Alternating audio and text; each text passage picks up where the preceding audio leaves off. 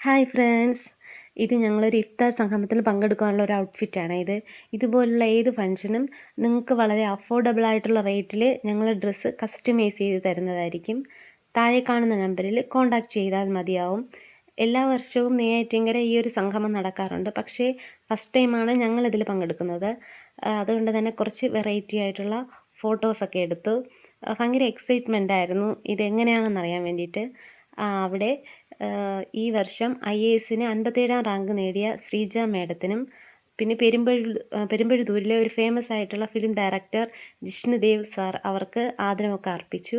അതിനുശേഷം ജാതിമത ഭേദമന്യേ ആ ബാങ്ക് വിളിക്കുന്ന സമയത്ത് എല്ലാവരുമായിട്ട് ഒരുമിച്ച് നോമ്പ് തുറക്കുന്നതൊക്കെ കണ്ടു.